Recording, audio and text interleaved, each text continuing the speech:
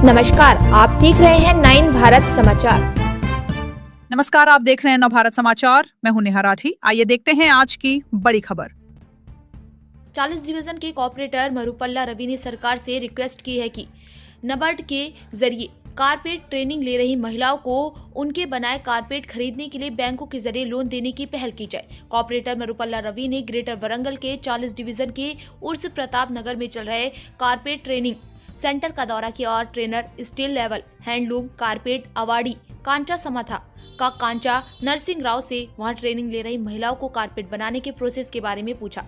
ट्रेनियों ने कहा कि 50 दिन का ट्रेनिंग पीरियड काफी नहीं है और उन्हें ट्रेनिंग पूरी करने के लिए 2 महीने और चाहिए। इस मौके पर कोऑपरेटिव रवि ने स्टेट लेवल अवार्डी कांचा समाता को बधाई दी।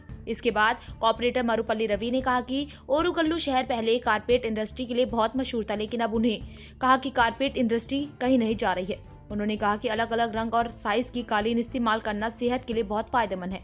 उन्होंने कहा कि वे इस ट्रेनिंग सेंटर को जारी रखने के लिए वरंगल डिस्ट्रिक्ट कलेक्टर के ध्यान में लाएंगे। మందికి ట్రైనింగ్ ఇవ్వడం జరుగుతుంది।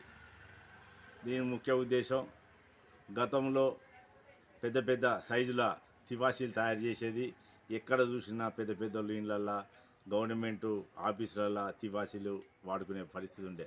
రాను రాను మొత్తం కనుమరుగైపోయింది।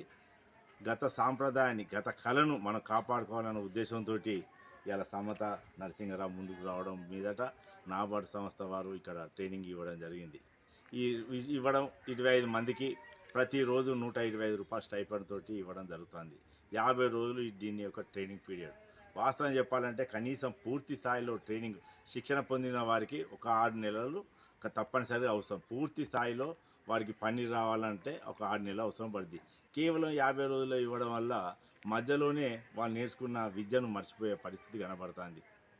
మరి ట్రైనింగ్ ఇవ్వడం కాదు ఇలా ప్రభుత్వం ప్రతి ఒక్కరు ట్రైనింగ్ పొందిన తర్వాత వాళ్ళ స్వయం ఉపాధి కోసం వారి బతుకు తెరువు కోసం ఈ ట్రైనింగ్ సెంటర్ను మళ్ళీ తివాచీ కేంద్రం ఏర్పాటు చేసుకోవాలంటే ప్రభుత్వం వారికి బ్యాంకుల ద్వారా సబ్సిడీ రుణాలు అందజేయాలి।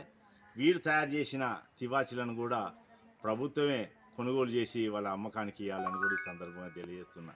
ట్రైనింగ్ చేయడమే కాదు, ట్రైనింగ్ పొందిన తర్వాత వాళ్ళు బతుకు తెరువు కోసం తయారు చేసే ఈ తివాచీలను తప్పనిసరిగా ఇవాళ ప్రభుత్వమే పలు సంస్థల ద్వారా కొనుగోవడానికి ముందుకు రావాలని కూడా ఈ సందర్భంగా తెలియజేస్తున్నా। దీనివల్ల కళా నైపుణ్యాన్ని కాపాడిన వాళ్ళు అవుతాం।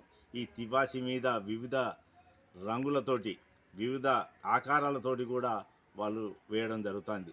మరి ఇటువంటి కళను కూడా ప్రోత్సహించాల్సిన అవసరం ఉన్నది।